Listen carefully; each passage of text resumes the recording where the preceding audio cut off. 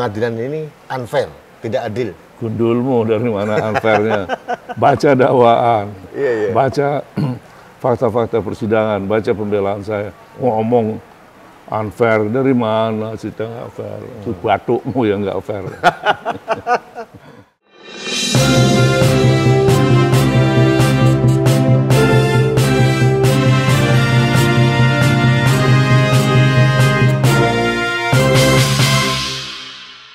Halo sahabat Indonesia, kita bertemu lagi dalam Hot News kanal Anak Bangsa TV. Ini beritanya sangat hot terkait dengan sukacita yang kita rasakan dengan dibebaskannya polisi yang didakwa menembak Laskar FPI. Saya yakin Anda pun bahagia, orang-orang waras yang mencintai NKRI akan bahagia gitu. Nah, untuk supaya kebahagiaan kita tambah kuat, saya hari ini menemui mentor saya, sahabat saya, senior saya, kakak saya, koordinator tim penasihat hukum dari dua orang polisi yang tadi dibebaskan oleh Majelis Hakim di Pengadilan Negeri Jakarta Selatan. Nah, Mas Henry, selamat dulu Mas. Luar biasa.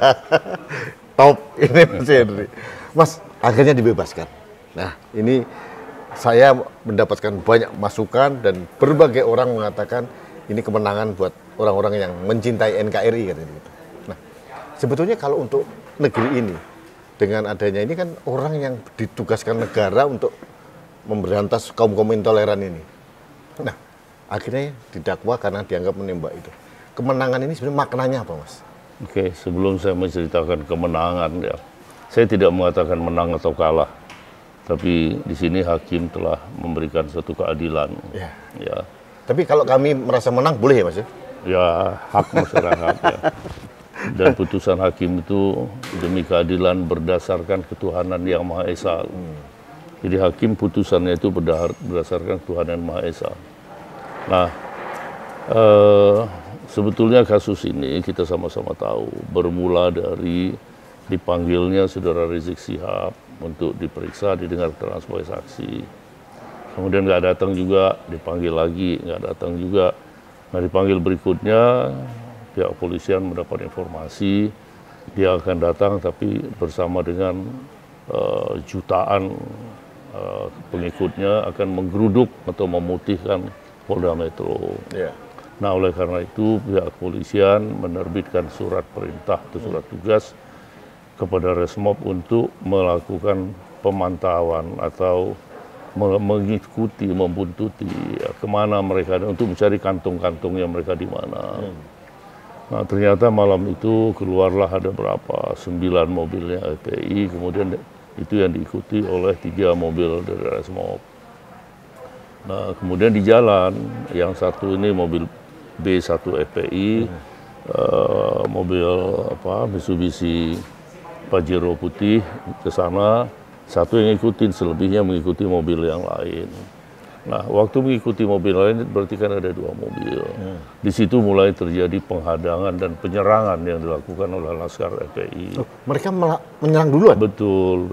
Dan itu pun bukan cerita saya, tapi dalam dakwaan jaksa penuntut umum sendiri diuraikan itu. Jaksa sendiri mengakui, membenarkan bahwa diikuti, kemudian mobilnya dihalangi, kemudian disenggol, ditabrak, kemudian ditembak oleh Laskar FPI ini, kemudian dibacok menggunakan celurit.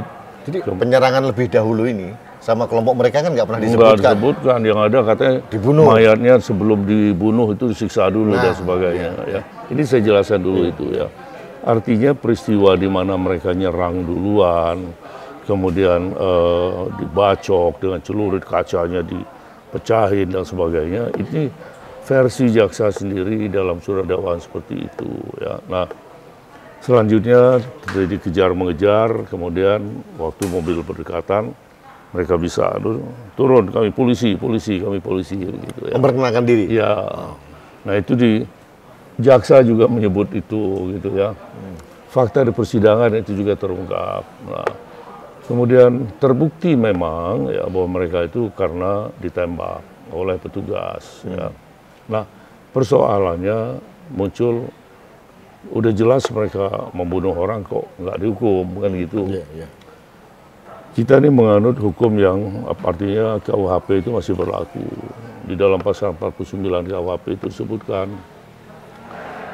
seorang yang melakukan perbuatan seperti itu yang karena ancaman yang sangat dekat, ya, atau melakukan pembelaan terpaksa karena ancaman yang sangat dekat, kemudian seketika, ya, kemudian membuat keguncangan jiwa, itu tidak boleh dihukum. Jadi bukan hakim yang nggak mau menghukum. Ini berlaku untuk warga seluruhnya atau hanya polisi aja?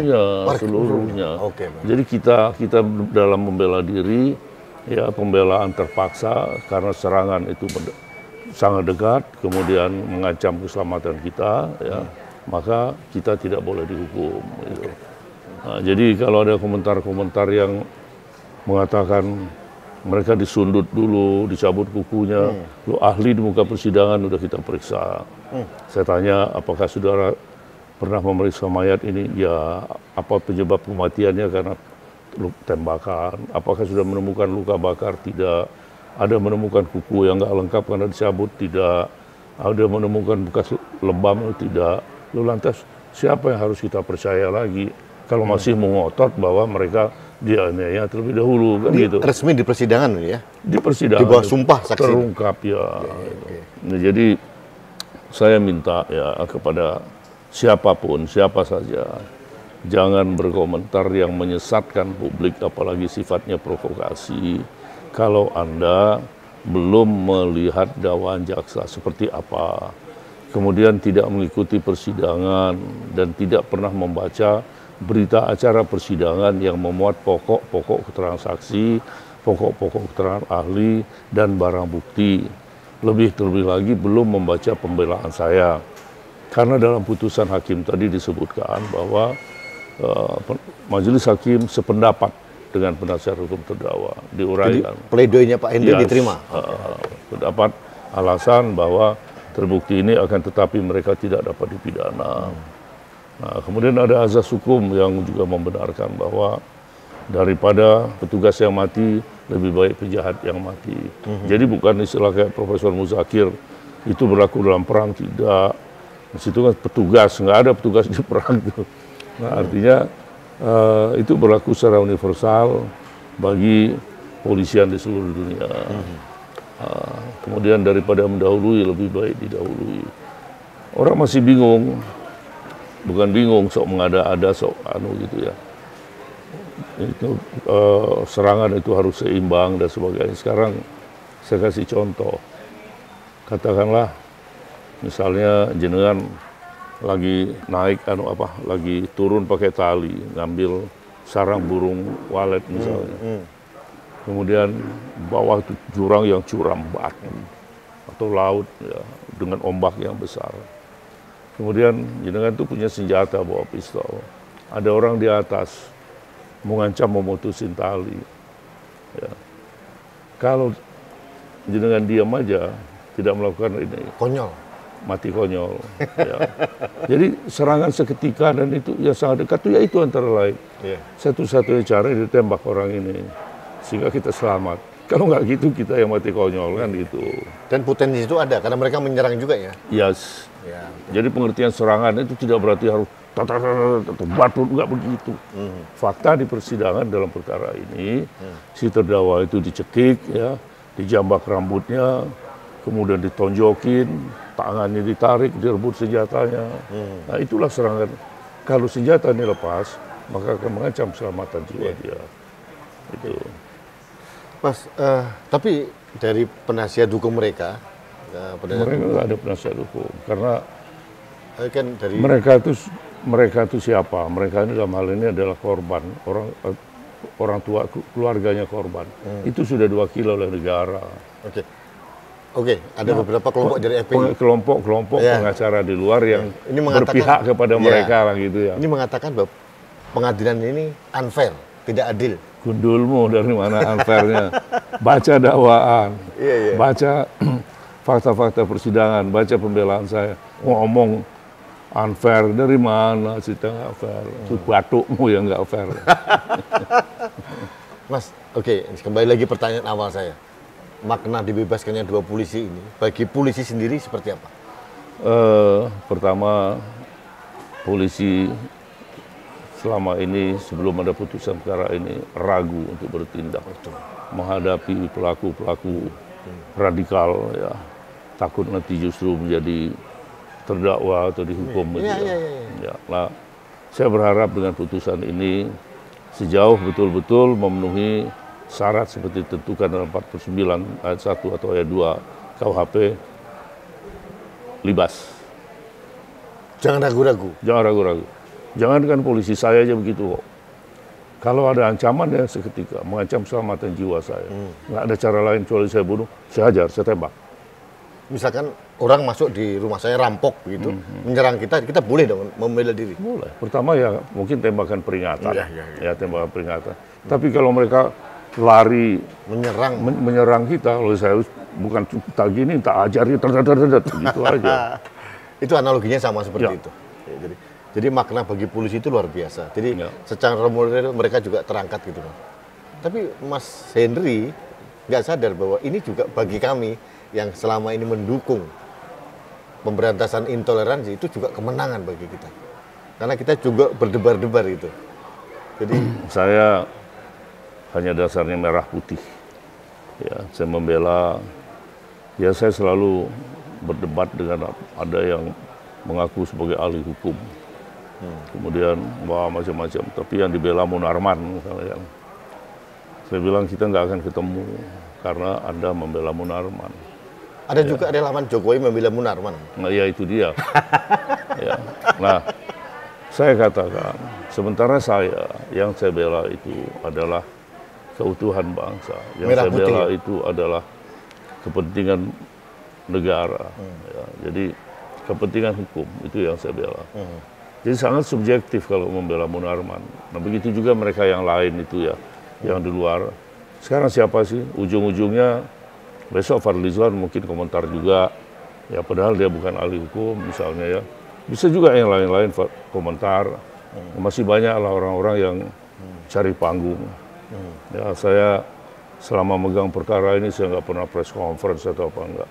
Nah, wartawan mau menghadiri ya silakan. Tadi mereka datang ngumpul di sini. Saya nggak cari panggung, tapi saya mencari kebenaran. Keadilan. Tadi ada foto yang sangat epik, video sangat epik di depan Mas Henry ada terdakwa sujud syukur gitu. Jadi itu epik bener, luar biasa. Setelah vonis dijatuhkan, kita berdiri memberikan hormat pada majelis hakim karena akan keluar dari ruang sidang.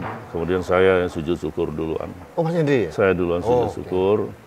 Kemudian setelah saya sujud syukur, diikuti oleh 2 orang terdakwa ini. Luar biasa. Ya itu hanya itu yang bisa saya lakukan.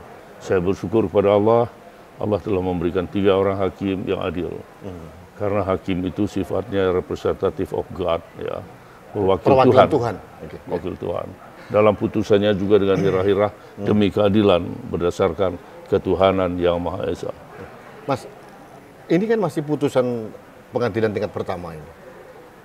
Apakah ada indikasi jaksa mau banding gitu? Tadi jaksa ditanya, pikir-pikir, ya mereka punya hak untuk mengajukan kasasi ke Mahkamah Agung. 2 minggu waktunya. Ya, boleh aja mereka mengajukan itu. Ya.